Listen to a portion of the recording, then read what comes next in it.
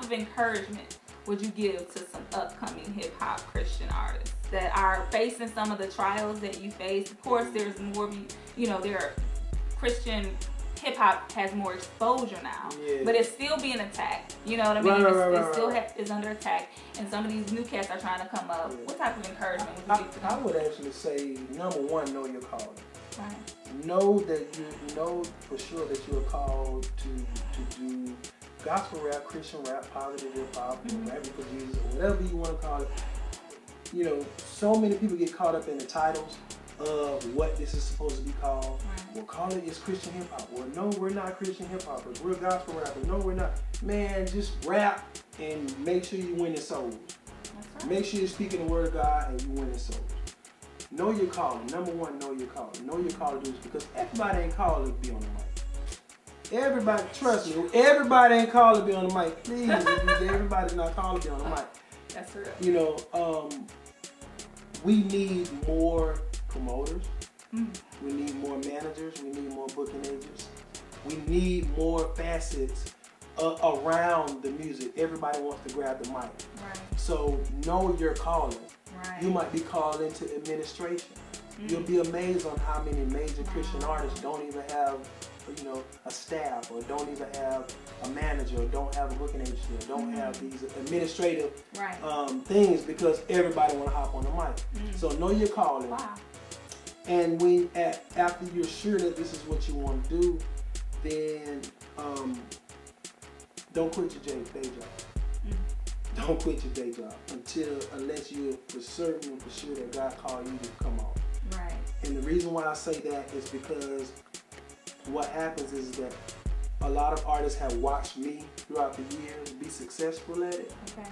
And truth be told, the highs are high and the lows are low. So, but unless you're sure that it's time to walk off the job, then stay on that job, because let that job fund your ministry. Everybody wants a good full time, but it is so important to allow your job to fund your ministry. Right. You see what I'm saying? Because if you don't allow your job to fund your ministry, you'll become a slave and a servant to concerts and shows, and then you'll begin to, people will manipulate you because they know that you need the money. Wow. So don't quit your day job. And for those artists who begin to be successful, one of the natural things that you'll know, if it's time, if God tells you to come off that job, you'll know when it's time, when you're making more money on love offerings or on concerts than actually on your job. Because then it can sustain and support what you're doing. But even if you can hold on to it and let that fund something else. Because you know what? You might can use that job for insurance and your clothing. Let that fund it. Right. Use wisdom. Use wisdom. Don't just try to focus on what everybody else is doing. You know, you use your finances and your resources to fund what you're doing. Right. Not just to jump out there like everybody else. And please, please, please, please, please be original.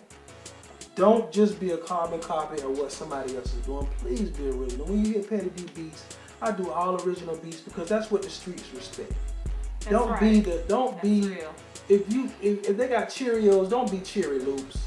Please don't be Cheery Loops. Don't be a Christian version of what's going on in the world. The streets don't respect that. The streets don't respect that. Be original. Your God is an originator, not an imitator. And if you're copying somebody, guess what? You can only go as high as they go. And there's nobody like you. God made you to be you.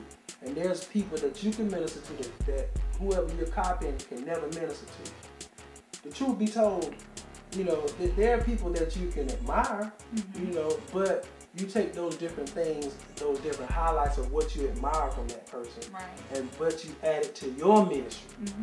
You don't just adopt everything because it seems successful. These people doing a mixtape, oh, I'm going to do a mixtape. This artist doing one, oh, I'm going to do it. This person doing that, please be original. And stay in your lane. Stay in your lane. That's real. That is beautiful.